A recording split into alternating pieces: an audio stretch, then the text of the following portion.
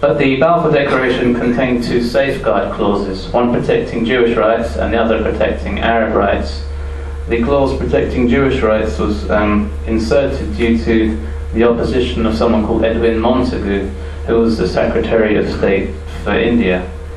And he took exception to the idea that the Jewish people needed a homeland when they already were living in various countries throughout Europe and throughout the world. And he was worried about the idea of dual loyalty, that if the homeland for the Jewish people is declared to be Palestine, then other countries will be skeptical about the fate of Jews in countries in Europe. And the clause protecting Arab rights was drafted by Lord Curzon, who replaced Balfour as Foreign Secretary. And Curzon was the only member of the British government to have actually been to Palestine. None of the other members had even been there. And he told them, this is not going to work. The Arabs will not give up their home for a Jewish state. You're going to run into conflict. So that's why you have that clause protecting civil and religious rights in the Balfour Declaration. And of course, and I found very interesting documents again in the archives. I found a dozen letters from Palestinians in Chile, in El Salvador, in Mexico, in New York, complaining about the Balfour Declaration. And they sent letters which you can still find preserved, original letters in the Foreign Office archive, signed with lists of various personalities. It was quite interesting. And as we all know, this policy led to a period of sustained violence throughout the mandate. There were lots of riots by Arabs against the policy of the Jewish national home. I have a whole chapter on that, but I'm not going to go into it too much. And I'll skip over to the question of partition, because partition, policy of dividing Palestine, only came about as a result of violence and the idea that Jews and Arabs were not able to live together, and the British government had been influenced by policies in Ireland and in India, and so they applied the same philosophy to Palestine. And there were several partition plans. Some of you would have heard of the Peel Partition Plan and of course the UN Partition Plan, but there was also several secret partition plans that were being debated by the British government in World War II. And I found a very interesting reference from Anthony Eden to Winston Churchill complaining about the partition plan, calling it contrary to the Atlantic Charter, and he said the Arabs will never agree because it's unfair. Again, that's in the book.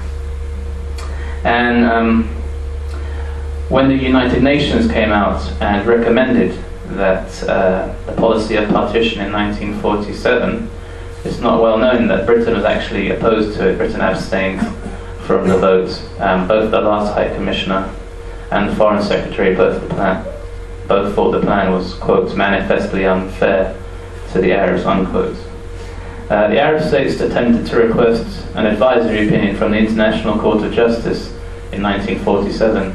They submitted 8 questions, but at the time these were vetoed down in the General Assembly because this was before the era of decolonization, when most of the states in the General Assembly were from the West and they were supporting this policy. But one of the questions concerned self-determination, whether the partition plan was consistent with self-determination of the Arabs of Palestine. And this was a period of time when self-determination was understood to imply majority rule. And only one vote, by only one vote was that question vetoed. And France, Britain, Belgium all voted in favour of that resolution. I don't know what would have happened if the question had been posed to the court. Maybe they would have gone ahead with it anyway, but it's definitely something interesting. Now, on a lot of the so-called new Israeli historians like Benny Morris and Ilan Pappé, who've documented the violence and the crimes committed during the 1948 Arab-Israeli War, have overlooked the link between partition and the war, and they've overlooked what I think is really crucial: the change of US policy and the link to Plan Dalet and the Deir Yassin massacre. In November 1947, the UN proposed this partition. In April 1948, the Americans suddenly realized the plan is not enforceable, so they instruct the Secretary of State to announce to the General Assembly to change their policy. And as a result, Philip Jesser, who was the American ambassador to the United Nations, became a very prominent judge of the International Court of Justice under the Kennedy administration, drafted a UN trusteeship agreement What this meant is that Palestine would have been a single unitary state. So it envisaged a single state instead of a divided state. They would have allowed 100,000 Jewish immigrants to go in, to enter Palestine, but at the end of the day it would have been an Arab state, and it would have kept its territorial integrity. Now when Ben-Gurion heard about this plan, he cabled Moshe Shertok, his foreign minister, and said this is the worst day since the outbreak of the war. This was also when they implemented Plan Dalit, which, as Morris and Pathé have explained, is similar to what the Palestinians refer to as a master plan for the expulsion of the Palestinians from their homes. And this is on the day Sid massacre happened in April 1948 and a series of other massacres. Usually you hear the argument that the war in 1948 started after Israel declared its independence on the 15th, at midnight on the 14th of May, and it was subsequently invaded by 5 Arab armies. And if you go to the Imperial War Museum, you look at the history section on Arab-Israeli conflict 1948, it's replicated exactly, that's how the conflict is described. But what they don't tell you is the conflict already started, the Haganah had embarked on conquest, on grabbing as much territory as they could 2 months earlier. And the reason why the Arabs didn't intervene on the 15th of May, or until the 15th of May, was because it was still under British, it was still a British colony, and that would have ended up in conflict with Britain. The mandate was not terminated until the 15th of May. And it gets kind of ridiculous when you realise the Arab Legion and the forces, the Iraqi forces, are under British control, under British commanders, and that the Arab Legion was physically inside Palestine before 14th of May 1948, ordered to depart Palestine, to cross the Jordan, camp in Zirka, and then ordered to enter Palestine again. So the conflict is not as clear as some people describe it. And then I came across the Foreign Office legal advisors' advice to the British government on the legalities of the 1948 war, and they said if the Arab armies invade territory in Palestine and stick to the areas that they were promised in the UN partition plan, they would not be doing anything contrary to international law and to the UN Charter, which again is all reproduced in the book. Now, as a lot of you know, 750 Palestinians either fled their homes or were expelled in the 1948 war, and this is the bulk of the refugee crisis we still have today. What a lot of people probably don't know is that they tried to resolve this in Lausanne in the summer of 1949.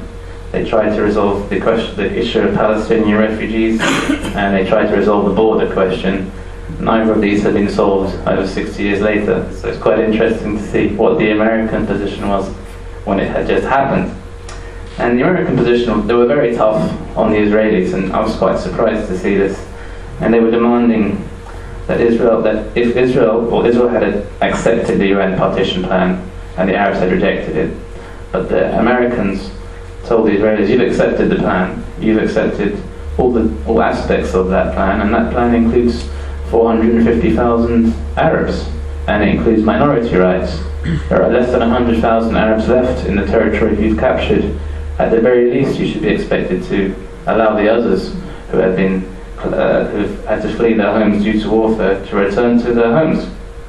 This caused a huge fight with the Israelis, and a very nasty letter written by President Weizmann to Harry Truman, and he responded slightly more politely. And the Americans were really quite upset about this. They told the Israelis, you have to abide by UN General Assembly Resolution 1934 of 1948.